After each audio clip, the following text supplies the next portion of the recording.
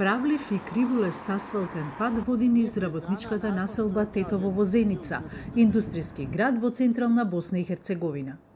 Тревата и лисијата на дрвјата се зелени, се останато е главно сиво. Зад старите згради со избледени и излупени фасади се надзираат оджаците на некогашниот индустријски гигант. Од нив денес повремено излегува чад во различни нијанси. Оваа железарница е направена далечната 1892 година. Некогаш тука имало повеќе од 110 фабрички оджаци во склоп на комплекс кој вработувал 25.000 работници. Денес има многу помалку и од едното и од другото. Низ населбата Тетово не води Самир Лемеш. Откако ќе заврши со работа како декан на Политехничкиот факултет, тој е еколошки активист, исклучително гласен кога се зборува за загадувањата во неговиот град. Ни објаснува дека жителите на оваа населба индустријскиот развој го платиле со своето здравје. Tik uz željezaru ArcelorMittal Zenica nalazi se naselje Tetovo. Mi se upravo sad nalazimo u tom naselju. Ono je znači uz samu ogradu željezare. I u tom naselju vjerujte da nema ni jedne kuće, ni jednog domaćinstva, a da nema barem jednu osobu koja je ili obolila od karcinoma ili neke druge maligne bolesti ili da nije već umrla od posljedica takvih bolesti. Босна и Херцеговина често е на врвот на табелата на земје со најзагаден воздух во Европа. Причината за тоа се застарените индустријски постројки, греењето на јаглен, големиот број застарени возила. Јагленот и понатаму е основен енергенс од фабриките до домашните печки. Обврска на Босна и Херцеговина е воспоставување регистар на загадувачи, а моментално постојат дури 4 за секое ниво на власта.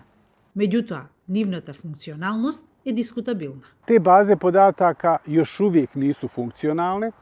Zagađivači dostavljaju svoje izvještaje, međutim, problem je u verifikaciji tih izvještaja. Oni tu mogu napisati šta god žele.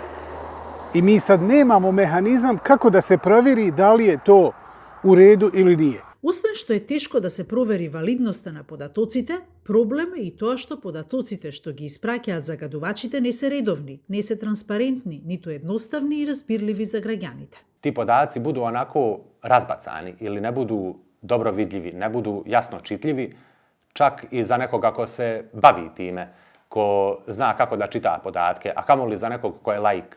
U jednoj termoelektrani su dali koncentracije zagađujućih materija po metru kubnom dimnog gasa, a za drugog su napisali koliko je to bilo ukupno tona godišnje. Onda vi to ne možete porediti.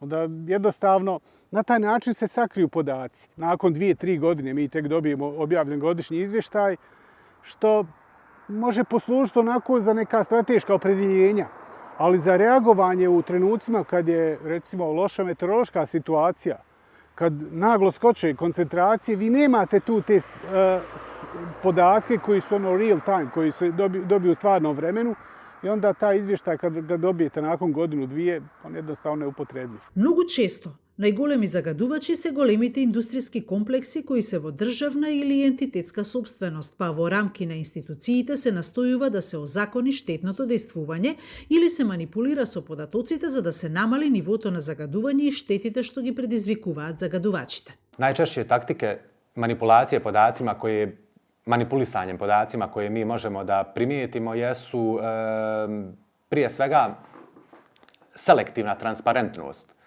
prilikom prikazivanja tih podataka. Druga stvar jeste samo kašnjenje sa tim podacima. Нашите соговорници тврдат дека различните нивоа на власт одговорноста за загадениот воздух ја префрлаат едни на други.